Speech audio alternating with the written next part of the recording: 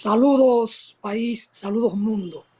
Aquí Alfonso Torres Ulloa para iniciar el programa martes 25 de marzo. Y todos los caminos conducen hacia la ciudad del Morro, Montecristi, para conmemorar el 130 aniversario de la firma del Manifiesto de Montecristi. Un acontecimiento histórico de trascendencia. El gran José Martí vino 3 veces a la República Dominicana y vino por Máximo Gómez. Y aquí cultivó muy buenas amistades con los intelectuales dominicanos como Federico Enríquez y Carvajal, Francisco Enríquez y Carvajal, con don Américo Lugo y con muchos dominicanos más ilustres. Pero sobre todo vino a buscar el brazo potente y el genio político-militar de Máximo Gómez. Y este último viaje del año 1895 aprovechan para firmar el manifiesto, que es la declaración de la guerra necesaria en Cuba. Y lo firman él como delegado del Partido Revolucionario Cubano,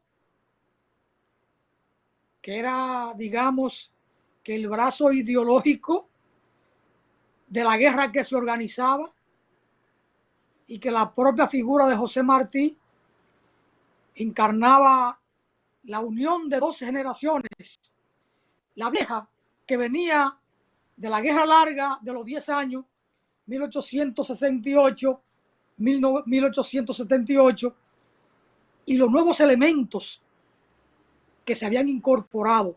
Gente que incluso nació en medio de la guerra larga, porque cuando la guerra larga tenían 8, 10, 12 años.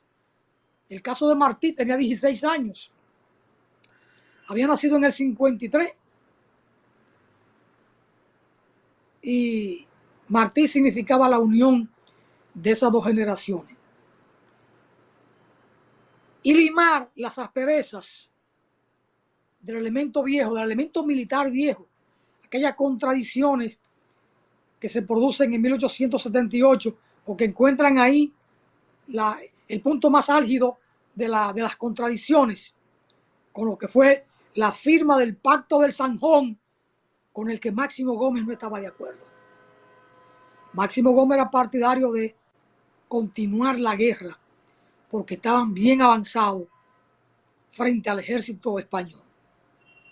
Pero Máximo Gómez dijo que sea el elemento estrictamente cubano el que decida la suerte de la guerra, de parar o seguir.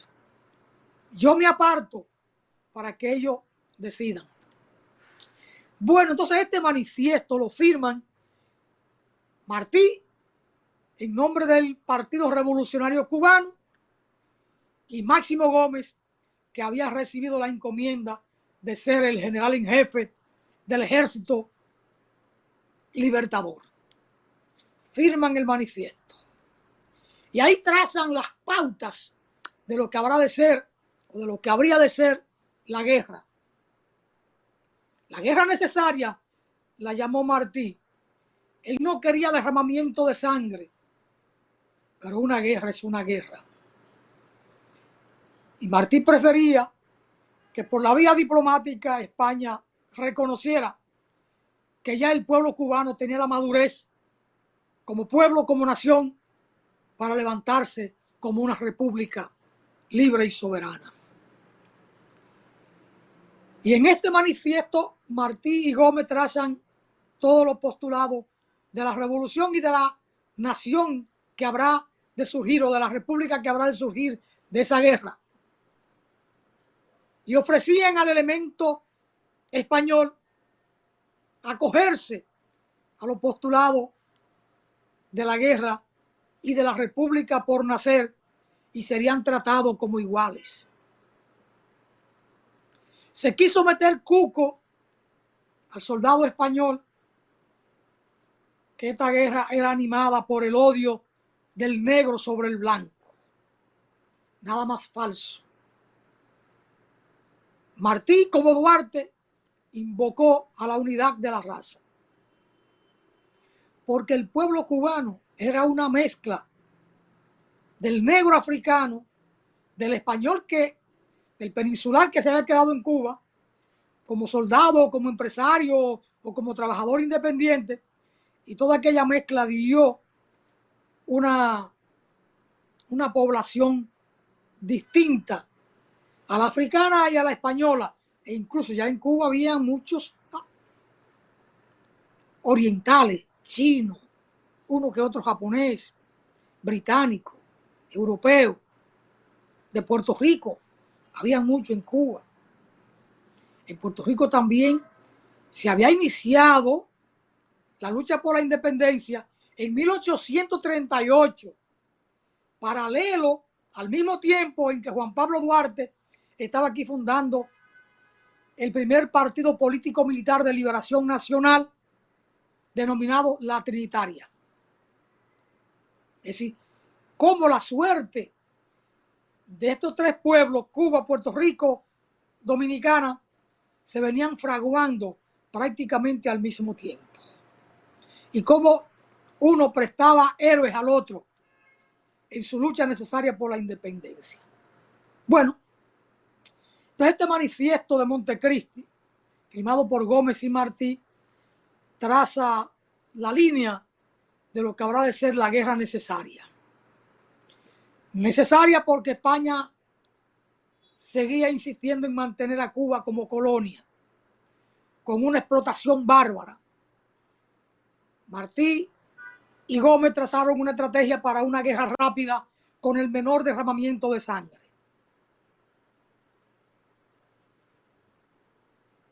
Y este manifiesto marca una impronta en la historia político-militar del continente. Ya Gómez tenía una tradición de ser un gran estratega militar, lo había demostrado en la Guerra Larga, y termina el siglo XIX siendo Gómez el último adalid de las grandes luchas de independencia de América Latina. El adalid militar, el último, y que fue catalogado, se me fue Poncerrate porque, y que fue catalogado por el periódico el Daily Mirror de Inglaterra en 1897 como el Napoleón de la guerrilla.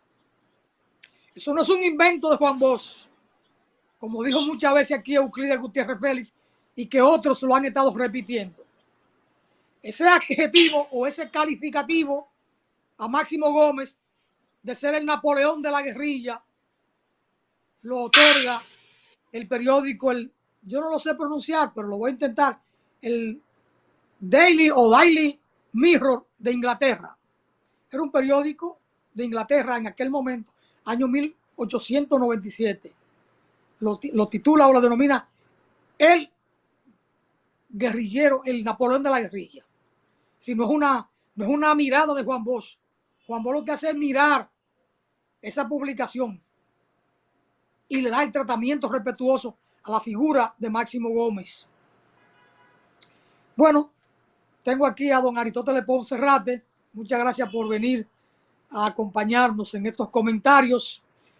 Don Jacinto Ascensión tiene compromiso con una delegación que nos visita de Colombia, de Costa Rica, de Honduras, de México, de Haití y sobre todo de Colombia, que es la más numerosa.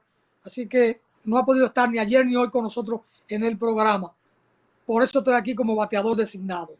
O de emergente sería la palabra, ¿verdad? Porque el designado batea todos los días. Don Poncerrate, saludos, ¿qué tal? Saludos, don Alfonso, saludos amigas de Voz para el Cambio. Usted ha iniciado con un tema bastante interesante, bastante educativo, y yo quiero aprovechar su conocimiento del tema para preguntarle, ¿el manual de guerra de guerrillas fue implementado en la guerra de la independencia por el general Matías Ramón Mella? En la restauración. en la Guerra de la Restauración, Ramón Matías Mella, o Matías Ramón Mella, yo lo conocí cuando muchacho como Ramón Matías Mella, y así se denominaba el hospital de Dajabón. Escribe, son 2 cuartillas, una estrategia militar que recoge básicamente los principios de la guerra irregular cuando se trata de un ejército irregular, no el ejército formado y con menor efectivo, con menor armamento, tiene que enfrentarse a un ejército regular, el establecido, el institucional. Entonces hay que ir a la lucha irregular o a la denominada la lucha guerrillera para poder enfrentar con sabiduría, con argucia, con trampa, digamos, trampas militares, las emboscadas y todo esto, el ataque sorpresivo, el ataque, la retirada.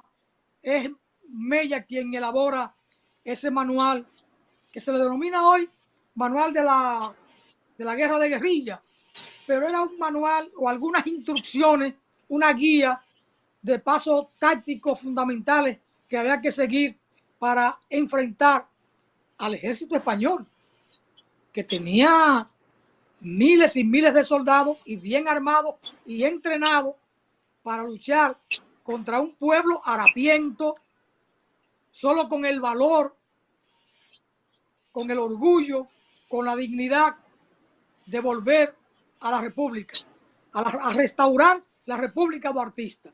Entonces había que luchar de manera irregular, con el favor de la naturaleza, de la nocturnidad y de aceptar golpes y retirarse para ir desmoralizando poco a poco al ejército regular que está enfrentando, y además la recuperación de armas y recuperar territorio donde se pueden hacer fuertes y donde el ejército regular no lo pueda atacar. Ese manual lo elabora Ramón Matías Mella. Cuando hablamos de manual de guerrilla, en el caso de Mella, no estamos hablando de un libro formal como el de Guillem Van Troy o el de Giac, el gran general vietnamita, o lo que pudo desarrollar luego el Che en Cuba. Que dicho sea de paso, Máximo Gómez, esta táctica de guerra la aprende acá porque la aplicaron restauradores. Máximo Gómez la lleva a Cuba, la amplía en Cuba porque Máximo Gómez se desarrolló como un genio militar, por eso fue el gran estratega en la lucha por la independencia de Cuba. Y luego Fidel y el Che van a estudiar toda la estrategia militar de Máximo Gómez y fundan incluso con el triunfo de la revolución la Academia Militar Máximo Gómez, que es la academia fundamental en Cuba en la que se entrenan los soldados de la patria de José Martí, de Gómez y de Fidel. Adelante. Qué interesante.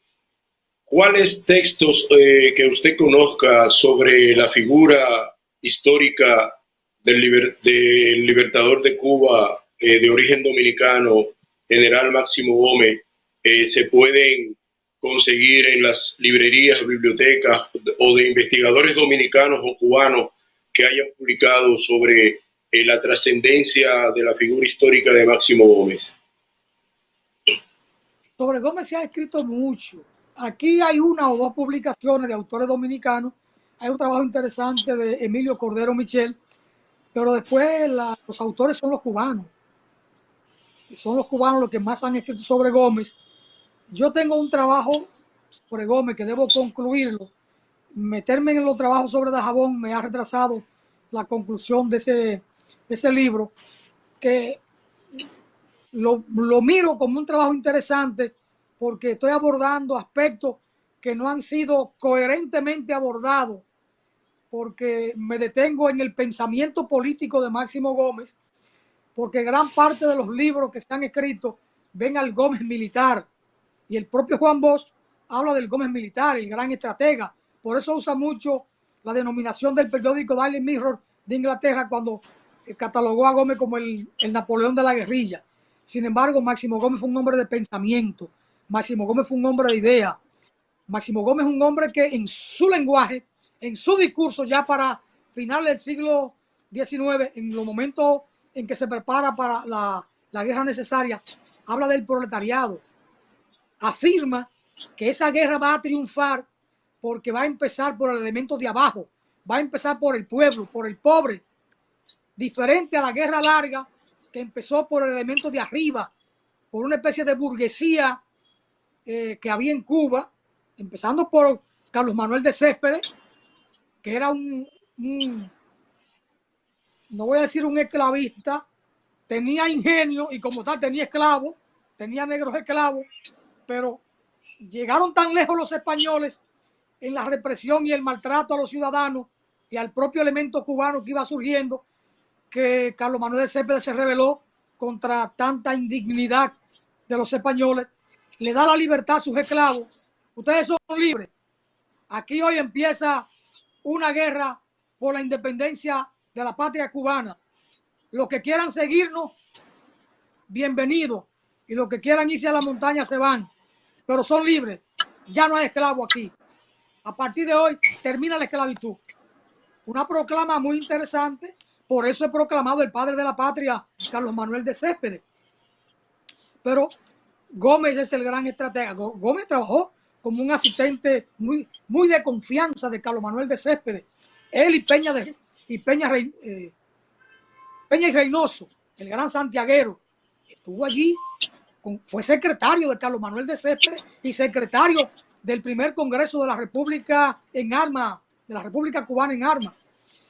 Pero aquí hay dos textos, uno de Tati Paulino, que lo publica junto con Cocuyo Báez, sobre la relación dominico-cubana y los aportes de los dominicanos al proceso revolucionario cubano, muy interesante. Ya hay un trabajo anterior de los dominicanos que participan en la gesta de independencia de Cuba, escrito por dos amigos nuestros de Bayamo, muy interesante.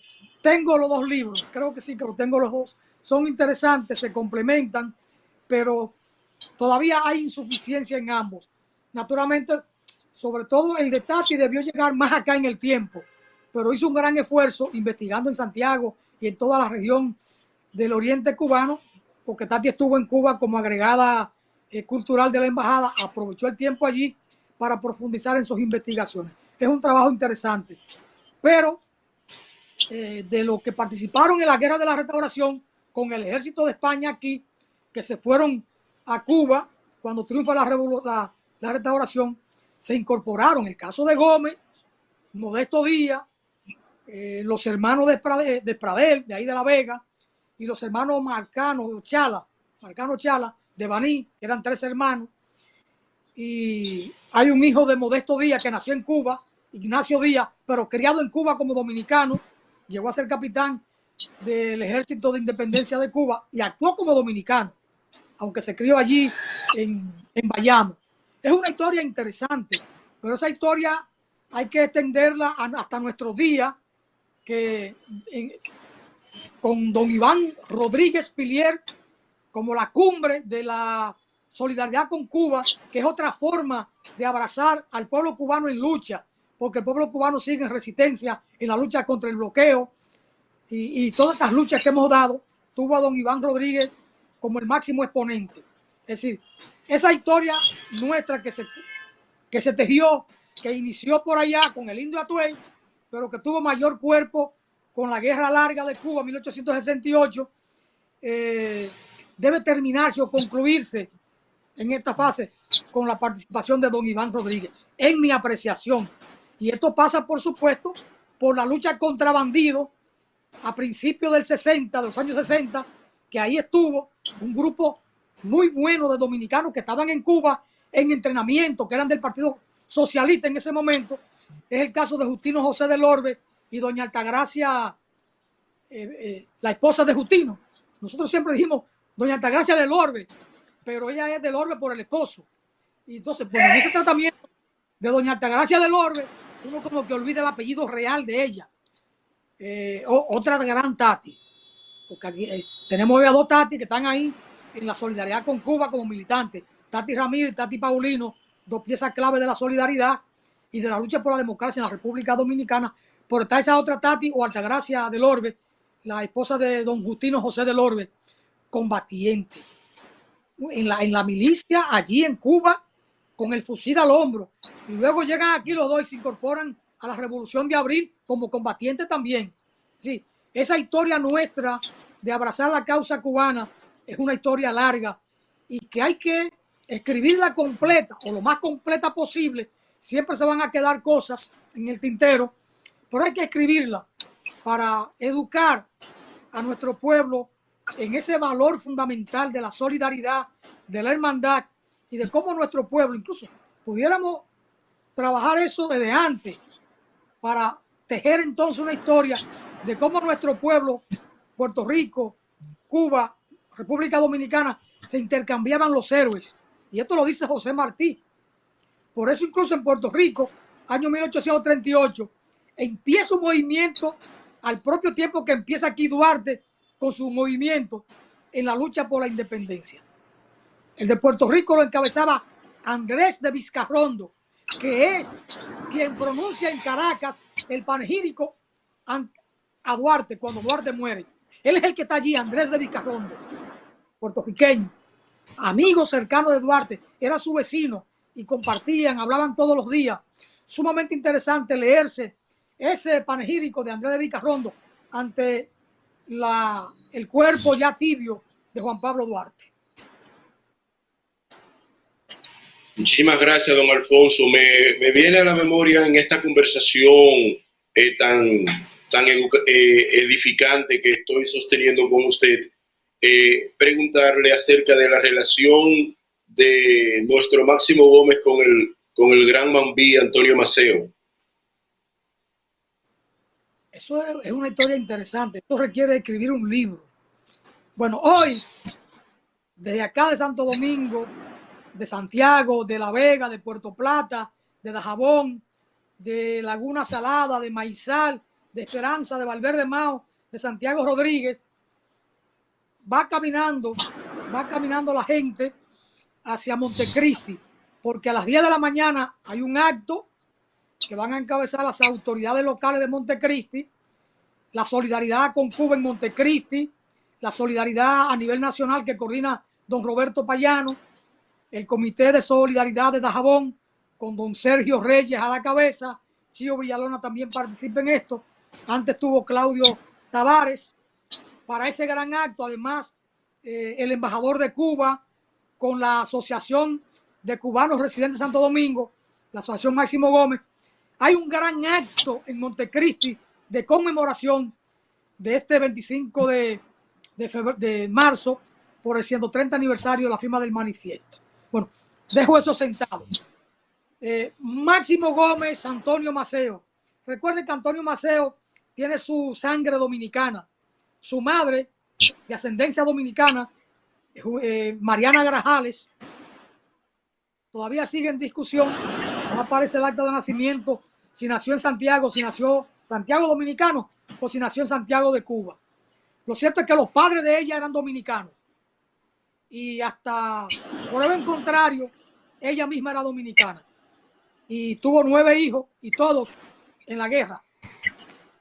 Al más pequeño, cuando mataron a José Maceo, un león en el combate, ella en vez de llorarlo, miró al más pequeño que tendría 14 años. ¿Y tú qué mira? Empínate y te vas a la manigua. Y lo que lamento es que no pueda dar más hijos a la patria. Una mujer de verdad. Por eso en Cuba la tratan como si fuera la madre de la patria. Lo que debemos hacer aquí nosotros con María Trinidad Sánchez. Sostenerla, levantarla, mirarla, respetarla como la madre de la patria. Al tiempo que Duarte, el padre de la patria. Bueno, Máximo Gómez, el gran estratega, es quien enseña no solo a Maceo, sino a gran parte de la oficialidad del ejército Mambí en la Guerra Larga y luego también los que se van incorporando más adelante. Máximo Gómez en un momento lo nombra a su lugarteniente y Maceo siempre respetó a Máximo Gómez como el general en jefe y corrió la suerte siempre de Máximo Gómez y siempre fue leal a Máximo Gómez. Así que Antonio Maceo siempre estuvo con Máximo Gómez, nunca tuvo una contrariedad con Gómez. En algún momento podía sugerir un tipo de ataque, un tipo de táctica, un tipo de movimiento, conversarlo. Y Máximo Gómez escucharlo con mucho respeto, desarrollar la idea que Maceo podía presentar, o decirle, no conviene por esto y esto, la cosa debe ser por aquí, vamos a seguir la ruta que tenemos. Es decir, esa fraternidad y esa buena compenetración entre Antonio Maceo y Máximo Gómez hizo posible el éxito de la guerra necesaria, Maceo, al igual que Gómez, no estuvo de acuerdo con el pacto del Zanjón.